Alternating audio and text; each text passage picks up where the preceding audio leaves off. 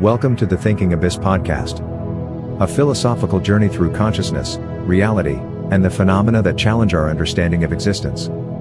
From ancient wisdom to cutting-edge theories, we explore where philosophy meets science and curiosity leads to the edge of the unknown. I want to start today with a little experiment. I want you to try and conjure up a memory. Okay, I'm game. And to be honest, for me, this memory is getting a little dusty. It's harder to access than it used to be. That sounds ominous. What are we looking for? I want you to remember the reader's trance. Okay. Yeah.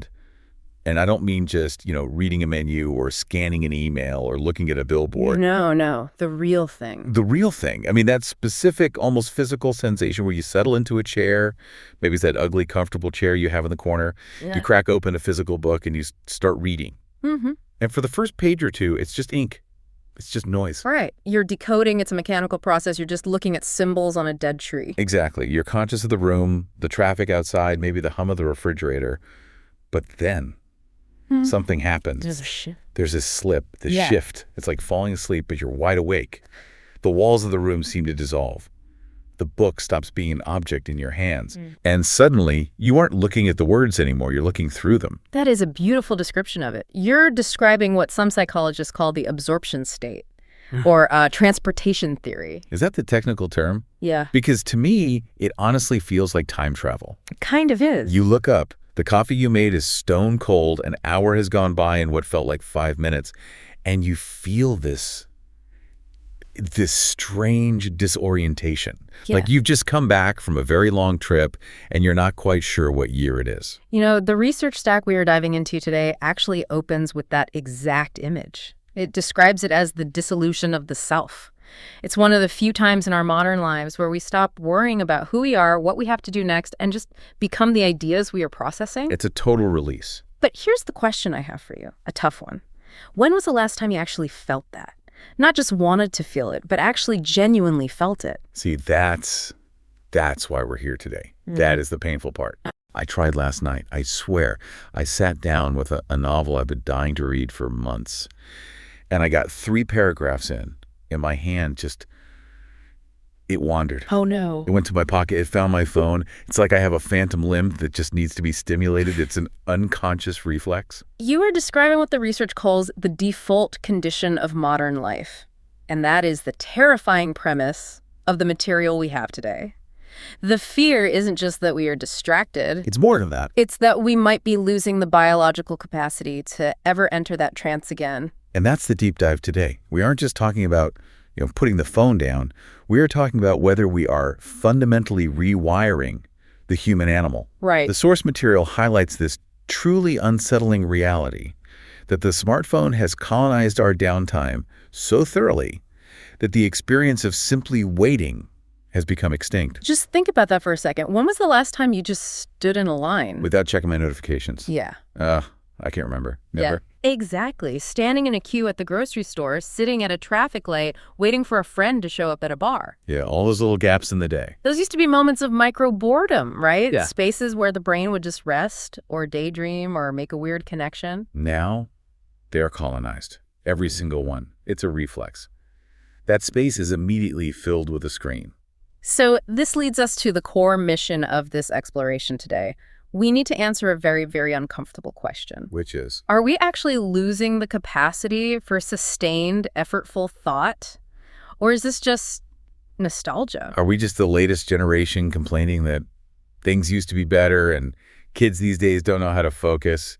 The classic moral panic. Because that's the tension, right? It feels like we are losing something precious, but maybe we're just adapting. Maybe we are evolving into hyper-efficient information processors. A new kind of human. Maybe. So today we are going to look at the neuroscience, the history of media panics, and the philosophy of attention to try and figure out if our cognitive hardware is actually changing. And we are going to explore a concept that I have to say it blew my mind when I read it. Which one? The gap between first-order desires, like that immediate impulse to check your phone, and second-order desires. Oh, yes. Which is want to read, that inner conflict. It's such a crucial distinction for understanding our modern lives. But before we get to the philosophy, we have to start with the mechanics. We have to be really clear about our terms. Right. Let's unpack this, because before we can properly panic about losing our minds, we probably need to define what thinking actually means in this context. Exactly. The sources make a big point that deep thinking isn't just one thing. It's not a monolith. Correct. Thinking is what some researchers call a suitcase word. A suitcase word. Yeah, we just throw a lot of different unrelated things into it, memory, focus, creativity, and zip it up. If we want to understand what the internet is doing to us, we have to unpack the suitcase. Okay, so let's open it up. What's inside? The expert consensus in the research divides this into a few distinct capacities. The first, and maybe the most obvious, is sustained attention. Which is basically the ability to focus, right? It's a bit more specific than that. It's not just alertness. I mean, if a tiger suddenly jumps into this room, you will pay attention. I guarantee it. Yeah, I would hope so. That is exogenous attention, attention that is captured from the outside. It's a reaction. Right, that's just survival instinct. Sustained attention is endogenous. It comes from within. It is the capacity to maintain voluntary direction of your attention over time, specifically while overriding competing impulses. So it's the ability to say, I am going to keep looking at this boring spreadsheet, even when my brain is screaming, look at that colorful notification that just popped up. That is the perfect definition. It's about control. That distinction is huge. It's the voluntary part. Because look, I can pay attention to TikTok for 2 hours straight. I can fall into what they call a TikTok hole and completely lose track of time. But that doesn't feel voluntary at all. That feels like I'm being dragged along by an algorithm. Exactly. That is flow, but without any control. That's pure reactivity. Deep thinking requires the opposite. It requires the executive function in your prefrontal cortex to say no to the impulse. Okay, so that's bucket number one. Sustained attention. What's next in the suitcase? Then you have the second bucket, working memory and integration. This is the mental workspace, Yeah. the RAM in your brain. That's a good way to think about it. Think of it as a juggling act. To understand a long novel or a complex philosophical argument, you have to hold multiple pieces of information in your mind simultaneously. Okay. You have to remember what happened in Chapter 1 to understand the betrayal in Chapter 10. You have to see how argument A relates to counter-argument B and then synthesize them. That is active integration. And that's exactly what feels like it's eroding when I try to read a dense article online. I get 3 paragraphs in, and I've already forgotten the premise from the first paragraph. It feels like my mental hands are getting smaller. I can't hold as many balls in the air at once. That is a perfect analogy for what the research suggests is happening, and that links directly to the third bucket, metacognition. Metacognition. This is thinking about thinking. It's a higher order skill. Yeah. It's the ability to step back from what you're doing, notice that you are confused, identify the specific gap in your understanding, and then deliberately seek to fill it. So it's the pause. It's that little voice that says, wait a minute, that didn't make sense. Let me reread that last sentence. Yes, but in an environment that is constantly, relentlessly shoving new stimuli in your face, stepping back is really, really hard. The internet is designed to keep you falling forward, isn't it? Completely. You're constantly nexting. Next video, next post, next link. Metacognition requires a full stop, a halt. It requires friction. And we have meticulously engineered a friction-free life. Precisely. And that brings us to the final state the sources mention, which is flow. And this is the famous concept from the psychologist Mihaly Csikszentmihalyi. Right. I love the concept of flow. It's that feeling of being in the zone. It's the state of full absorption where your self-consciousness just dissolves. But the key here, and this is crucial, is that real flow requires a delicate balance. You need high skill and high challenge. If the task is too easy, you get bored. And if it's too hard, you get anxious and give up. Yeah. Deep reading or learning a difficult piece of music often hits that sweet spot. But, and this is the problem, it's notoriously fragile. One little buzz from your phone. And the flow state completely collapses. It shatters. And getting back into it is incredibly difficult. So the takeaway from this whole definition phase is that when we say we're getting dumber, what we might actually mean is that these specific buckets, sustained attention, working memory, metacognition, are being affected differently and very specifically by our digital lives. Exactly. It's not a blunt instrument. It's not like our IQ is just dropping across the board. It's a specific erosion of specific, hard-won cognitive skills. Okay, so let's get into the scary stuff. Let's talk about the evidence. Is the brain actually physically changing? Yeah. Because I've heard that famous stat, and I'm sure you've heard it, listeners have too. It's on every productivity blog on Earth. Let me guess. It involves a goldfish. It involves a goldfish. The one that says the average human attention span has dropped from 12 seconds to 8 seconds. And the punchline? The punchline is that a goldfish has an attention span of 9 seconds. Therefore, we are officially less cognitively capable than a common carp. I am very, very happy to tell you and everyone listening that we can take that statistic and throw it right in the trash. Oh, thank goodness. I was really starting to feel inferior to my aquarium. The sources are very clear on this. That specific statistic came from a Microsoft Consumer Report back in 2015. It wasn't a peer-reviewed clinical study. It was a marketing survey about web browsing behavior. So shaky methodology. Incredibly shaky. It has been substantially disputed by pretty much every cognitive scientist who's looked at it. In fact, attention span isn't even a single metric you can measure, like your height or weight. It depends entirely on the task, the context, your motivation. So we are not goldfish. That's a huge relief. We're not goldfish, but don't celebrate just yet. I knew there was a but coming. The real concern comes from much more rigorous academic research. For that, we need to look at the work of cognitive scientists like Gloria Mark at UC Irvine. And she does things differently, right? She doesn't use surveys. No, she does in situ tracking. She and her team go into workplaces and literally follow people around, tracking their screen activities second by second. That sounds terrifying. It is, but it gives us real data. She specifically studies knowledge workers, people who work in offices, on computers, people like us. And what does her data show? Her data over the years shows a steady, alarming decline. In her most recent data, she found that these workers switched tasks, on average, about every 75 seconds. 75 seconds? That's barely enough time to read an email, let alone write one. Yes. But here is the kicker. It's not just the switch that's the problem. That's just the surface level. The real damage is in the recovery time. The recovery time. We have this powerful illusion that we can multitask, that we can toggle between writing a report and checking Slack and then get right back to the report instantly. Like flipping a light switch. On, off, on. But the brain isn't a light switch. It's much more like a steam engine. It takes a long time to build up a head of steam to get that pressure of deep focus. Gloria Mark found that when you get interrupted or you voluntarily switch tasks, it takes considerably longer to refocus on the original task than the interruption itself took. So if I check an email for 30 seconds, I don't just lose 30 seconds of my day. Not even close. Her research suggests it takes an average of 23 minutes to get back to the same level of deep focus you were in before the interruption. 23 minutes. Wait a second. Do the math on that. If I'm being interrupted or interrupting myself every 75 seconds, and it takes 23 minutes to recover. You never recover. Never. That is the Swiss cheese brain. You are living your entire working life in a state of cognitive recovery. You're perpetually in that revving up phase. You're always revving the engine, but never actually getting the car into gear. Precisely. You're just burning fuel. That explains the exhaustion. It explains why I can sit at my desk for 8 hours, feel incredibly busy, click a million things, and leave at the end of the day feeling like I accomplished absolutely nothing of substance. You are cognitively treading water. And that's just the attentional aspect. But there is a second, and maybe even more profound, change happening. This one has to do with reading, specifically. Okay. And this comes from the work of Marianne Wolf, who is a cognitive neuroscientist at UCLA. I found this part of the research completely fascinating. Yeah. Her whole argument is that reading is not natural. Right. And this is a crucial distinction we have to grasp. We tend to think of reading as something humans just do, like walking or talking. Sure, it feels fundamental. But spoken language is natural. It's an evolutionary adaptation. If you put a healthy child in a room with people speaking, they will learn to speak. It develops spontaneously. It's hardwired in our genes. But reading is different.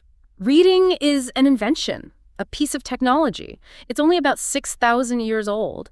In evolutionary time, that's just a blink of an eye. There is no reading center in the brain waiting to be activated. So the brain has to be jury-rigged to do it. It has to improvise. Physically restructured is the phrase Wolf uses. To learn to read, the brain has to recruit regions that were originally dedicated to other things, like visual recognition. Spotting a predator in the bushes or recognizing a face? Exactly, and regions dedicated to language. And it has to painstakingly wire them together into a new complex circuit.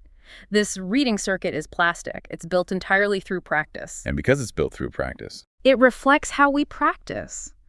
The neural circuits are literally shaped by the medium we use. And Wolf's big, alarming argument is that as a culture, we are moving from linear reading to scanning. Scanning. This is the F pattern thing, right? I've heard of this. Yes, eye tracking studies show this with depressing clarity. When we read on a screen, our eyes move rapidly across the top of the text. That's the top bar of the F. Then they shoot down the left margin, scanning for keywords. We're not reading, we're pattern matching. We skip entire sentences, entire paragraphs. We almost never penetrate to a state of sustained engagement with a single passage. We're hunting. We aren't gathering. We're not savoring the meal. Exactly. We are hunting for specific data points. Where's the answer? What is the price? Who won the game? It's an information retrieval mindset. And the consequence of that, according to Wolf, is that if we practice scanning all day, we build scanning circuits. Correct. The brain is ruthlessly efficient. It says, oh, this is how we process text now, fast and superficial. Okay, I'll get good at that. I'll optimize for speed. And in doing so, we are eroding the very networks required for the slower processes. Like what?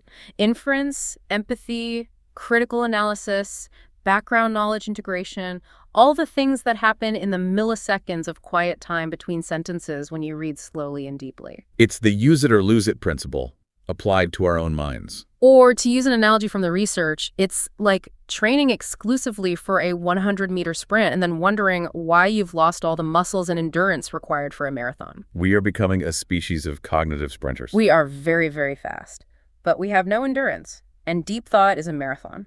That is a terrifying image. But okay, I have to do this. I want to play devil's advocate here. Let's step into the skeptic's corner for a moment. Please do. It's important. Because I feel like every generation thinks the next generation is ruining their brains with new technology. I can hear a specific type of listener screaming at their device right now saying, okay, boomer. It's a very fair point. This isn't the first time we've had this panic. I mean, let's go way back. The source material mentions Socrates. Socrates hated writing. He did. He was the original text skeptic. In Plato's dialogue, the Phaedrus, Socrates argues that writing, the actual act of putting ink on papyrus, would destroy human memory. His argument was that if people could rely on written texts, they would become forgetful. Exactly. He said it would create the appearance of knowledge without true understanding because people could just look things up instead of internalizing them. Was he wrong? Well, here's the crazy part. Technically, he was right. He was. In a very narrow sense, yes. We absolutely memorize significantly less than the ancient Greeks did. Their entire education system was based on massive oral memorization. They could recite the entire Iliad from memory. And I can barely remember my own phone number without looking at my contacts. Right. So we did lose that specific capacity for mass memorization. But, and this is the crucial part, what Socrates completely missed was the trade-off. We gained something else. We gained almost everything. Writing allowed for the accumulation of civilization's knowledge. It allowed for science, for complex philosophy that could span generations, for law, for history. So we outsourced our internal memory, but in return we gained an external collective civilizational brain. Beautifully put. And then you see the exact same panic with the printing press. There was a 16th century scholar named Conrad Gessner who warned about information overload. Sounds familiar. He thought the sudden abundance of books would degrade our ability to discriminate between good and bad ideas. He thought people would just be confused and overwhelmed by all the conflicting information. Which sounds exactly like what people say about the internet today. Fake news, echo chambers, the fire hose of information. It's the same argument just 500 years earlier. And then, of course, came the panic over the novel, the radio, TV, and then video games. And the research there is mixed too, isn't it? Very mixed. For instance, some action video games have been shown to actually improve visual attention and processing speed in specific ways. So history tells us to be very cautious about these sky is falling predictions. There's also a bit of a paradox here that I wanted to bring up. The source points out a kind of selection bias. Yes. Go on. The very people writing these books about the death of deep thinking, people like Marianne Wolfe or Nicholas Carr, are living, breathing proof that deep thinking still exists. Of course. Right. They managed to focus long enough to research and write a 300-page, deeply reasoned book about it. And we are sitting here reading it and discussing it. And millions of people are buying these books. Intellectual production, if you measure it by the number of scientific papers or books published, is arguably at an all-time high. So deep thinking hasn't vanished from the species. It hasn't been wiped out entirely. Not at all. But, and here's the big but, It really feels different this time. The source suggests that while all those historical panics were about the medium itself, the scroll, the book, the TV, this time it's about the underlying economic structure. This is the pivot. This is the argument for why this time is different. We have to look at the attention economy. This is where we stop blaming ourselves for being weak-willed and start looking at the trap we're all walking into. Because, look, Socrates was worried about a scroll. A passive object. A passive object. A scroll doesn't try to actively hook you.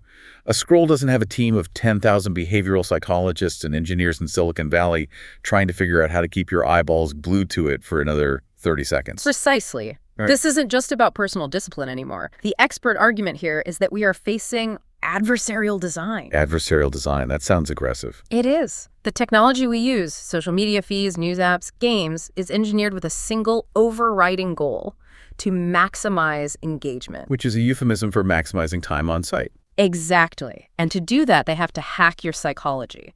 They have to find and exploit the vulnerabilities in your brain's reward system. And this is where the famous slot machine comparison comes in. It's the perfect metaphor. It's all about variable reward schedules. This is a core concept from behaviorism, from B.F. Skinner's research with pigeons. Okay. If you pull a lever and get a food pellet every single time, you eventually get bored. It's predictable. The behavior fades. Right. I know it's coming, so the excitement is gone. But if you pull the lever and sometimes you get a pellet and sometimes you get nothing and sometimes you get a massive jackpot of pellets and you never know which one it will be. That creates a compulsion. It creates an addiction. It floods the brain with dopamine. It's the anticipation, the uncertainty, not the reward itself, that hooks you. And that's the pull to refresh gesture on my phone. That is your email inbox, your Instagram feed, your notifications. Every swipe is a pull of the lever. You don't know if the next screen will be boring or if it will be that little dopamine hit-alike, a message from a crush, a juicy piece of gossip, a breaking news story. That uncertainty is what keeps you compulsively checking.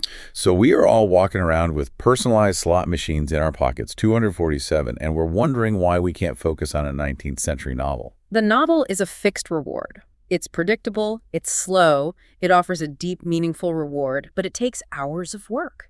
It can't compete with the instant, variable, dopamine-driven feedback loop of the slot machine. This leads to a really interesting philosophical angle from the source material involving the philosopher Harry Frankfurt. Yes, his work on desire. He talks about first-order versus second-order desires. I love this distinction. It makes me feel so much better about my own internal conflicts. It gave them a name. It explains the modern human condition almost perfectly. A first-order desire is simple. It's the immediate impulse. I want to eat that donut, or I want to check my phone. It's the lizard brain talking. It's the immediate, unreflective urge.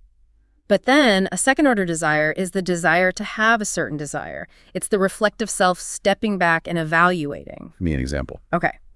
You have a second-order desire to be a healthy person. Therefore, you want the salad. Right.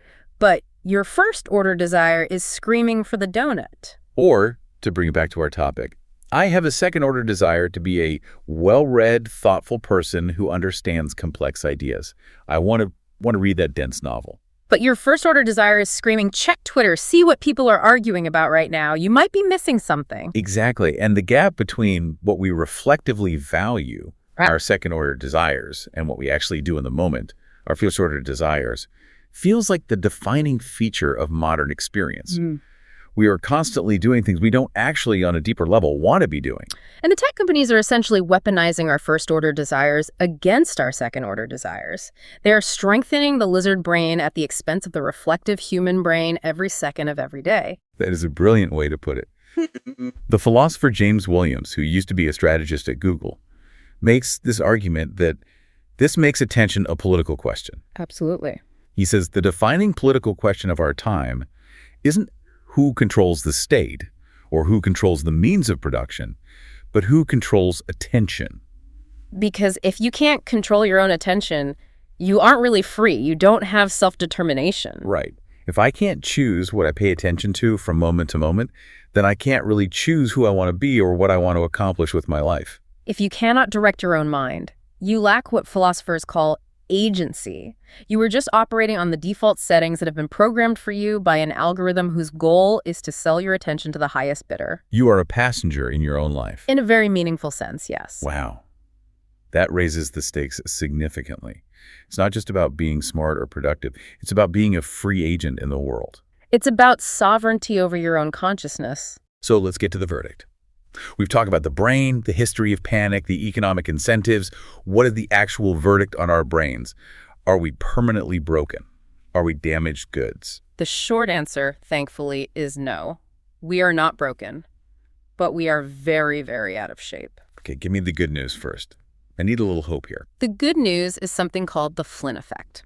This is the long-observed phenomenon that raw IQ scores have risen consistently across much of the world over the last century. So we are technically getting smarter in some ways. In terms of raw cognitive capacity, things like abstract reasoning, working memory, processing speed, our hardware has not dramatically declined in controlled laboratory settings. If you take a modern person, put them in a quiet room without their phone, and give them a standardized test, they perform quite well, maybe even better than their grandparents would have. So why does it feel like I'm getting dumber? Why does it feel like I can't think when I'm out in the real world? Because of the crucial distinction between capacity and habit. Or, as the source material puts it, it's not a problem of capacity, it's a problem of deployment. Deployment, meaning how I choose to use the hardware I have. Think of it this way. Imagine someone who has sat on the couch and done nothing but watch TV for 10 years. They still have legs. They still have the physiological capacity to run. Their bones aren't broken. Their muscles are still there. Right. The hardware is intact. But if you ask them to go run a 5K race tomorrow, what happens? It's going to be agony. They're going to be winded in 30 seconds. They're going to get a cramp. They're going to want to quit almost immediately. Exactly. The act of running will feel increasingly effortful and unfamiliar. The muscles have atrophied from disuse. The cardiovascular system isn't conditioned for that kind of stress. And that's my brain when I try to read a book. That is your brain. Deep thinking is becoming effortful, not because you can't do it, but because you spend 99% of your cognitive time in reactive associative fast-twitch thinking. You're conditioning your brain for the sprint, the tweet, the headline, the scan, so the marathon of deep thought feels impossible. But the key insight here, the hopeful part, is that this is reversible. It's not permanent brain damage. It is a lack of conditioning. The brain's plasticity works both ways. If that person starts training, they get fit. If you start practicing deep reading again, the marathon circuits reactivate and strengthen. That is incredibly hopeful. It means I'm not broken. I'm just lazy. Or, let's be charitable and say unconditioned. Unconditioned. I like that better. Yeah. Okay, so let's pivot to solutions. How do we get our minds back into shape? How do we start training for that cognitive marathon? The source material offers some practical individual interventions. The first one is the most obvious, but is also the hardest one to actually implement. Deep work. This is Cal Newport's famous concept. Right. It's not just trying to focus. It is scheduled, sacred, uninterrupted blocks of time dedicated to a single high-value task. Meaning you have to protect the time on your calendar. And you have to protect the space. And this brings up that mind-blowing UT Austin study. Are you familiar with this one? Remind me. They brought subjects into a lab to do cognitive tests. They found that the mere visible presence of a smartphone, even if it is turned off, even if it is face down on the table, significantly reduces available cognitive capacity. Just seeing it on the desk takes up brain power. How? Yes, because a part of your prefrontal cortex is actively working to inhibit the impulse to check it. Your brain is subconsciously spending energy saying, don't look at it, don't pick it up, don't look at it. That active inhibition drains your cognitive battery. It's like having a delicious chocolate cake sitting on your desk while you're trying to work. You're using a huge amount of willpower just ignoring the cake. That is the perfect analogy. So the key takeaway is to fully focus. The device must be physically absent. It needs to be in another room, out of sight, out of mind, literally. That is a game changer. I always leave mine on the desk. I thought face down was enough. Okay, what else can we do? We have to start embracing boredom. Oh, this is a tough one. We are allergic to boredom. We treat boredom like it's a disease to be cured. But the smartphone has made boredom optional. You never, ever have to be bored for even a second. But biologically, boredom is necessary, isn't it? It is essential. When the mind is bored, when it's not being bombarded with external stimuli, it stops focusing outward and turns inward. It activates what neuroscientists call the default mode network. And what happens there? That's where creativity happens. That's where you make unexpected connections between unrelated ideas. It's where you do autobiographical planning, thinking about your past and future. It's where your sense of self is constructed. So by killing every moment of boredom, we're killing the space where our thoughts incubate. We are never letting the dough rise. So the practical advice is let yourself be bored. Stand in that line and just stand there. Look at the wall. Let your mind wander where it wants to go. That sounds radical. Next time I'm at the grocery store, I'm just going to stare at the ceiling. People will think I'm crazy. Let them. You're building your brain back. Another practical solution is deliberately seeking out the value of friction. So intentionally choosing the harder path. Yes. Choose books over articles. Choose long articles over short blog posts. Choose blog posts over headlines. Forcing yourself to slow down is what rebuilds those neural pathways. You have to force your brain to do the heavy lifting again. Don't let the algorithm feed you pre-chewed food. Go hunt for your own. Now, those are all great individual solutions. But the expert sources also issue a pretty stark warning about the institutional challenges, specifically in the world of education. This is a critical warning. There is a huge trend in education to reduce long-form reading in favor of so-called interactive digital tools. The logic is that students are digital natives, so we should meet them where they are. But the source says that's a dangerous trap. It confuses engagement with learning. Of course, kids are more engaged with the colorful iPad game than a black and white textbook. They're clicking and swiping. But are they learning?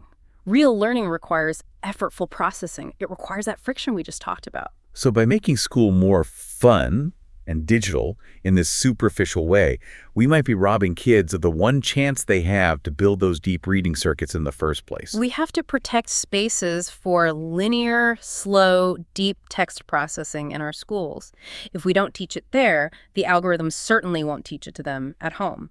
The school might be the last sanctuary for the deep reading brain. And that brings us to the final solution, which is the big one, the economic or regulatory solution. Yeah. Right. Because we can't just tell millions of people to have more willpower. That's like telling an entire population to just eat less in a world where every corner store is full of engineered, addictive junk food. Exactly. The problem is structural. So we need structural solutions. We need business models for technology that don't rely on capturing and selling human attention. The source even suggests the possibility of regulating attention manipulation. In the same way we regulate advertising to children. Precisely. We have collectively decided that children's minds are vulnerable to certain kinds of commercial manipulation, so we put guardrails up to protect them. We might need to acknowledge that all human minds are vulnerable to these specific dopamine loops, and that if a business model is fundamentally based on addiction, maybe that business model needs some regulation. So bringing this all together for our listeners, the outro, if you will, the stakes here seem incredibly high. They are. This isn't just about reading faster or being more productive. This is about what kind of minds we are building as a culture. Minds are plastic. They reflect what the culture values and practices. If we value speed and constant stimulation, we will build fast, stimulated, distracted minds. And we are running this massive global experiment without a control group. We are the experiment. And we need to remember that sustained attention and deep reading are not just nice hobbies. They are prerequisites for things we claim to care deeply about. Like what? Democratic agency, scientific understanding, moral reasoning. You can't think through a complex ethical problem in 8-second bursts. You can't have a functioning democracy if citizens can't focus long enough to understand a complex policy debate beyond a 280-character summary. Exactly. Deep thinking is the substrate of a free and flourishing society. That leads us perfectly to our final thought for the listener, a provocation to leave you with. And it all comes down to one word: intentionality. The goal isn't to fear technology or smash your phone and go live in the woods. The goal is to stop accepting the default settings of your life. Right, to consciously take back the wheel. So ask yourself this question. If your attention is your most fundamental and precious resource, it is the raw material of your life, the thing that allows you to experience the world, to love your family, to do your work. Who is currently spending yours? Is it you? Or is it the algorithm? That is a haunting question to end on, but a very necessary one. Thank you for walking us through this. It's always a pleasure to think deeply with you. And to you, the listener, thank you so much for giving us your sustained attention. We know how expensive it is these days. We'll see you in the next deep dive.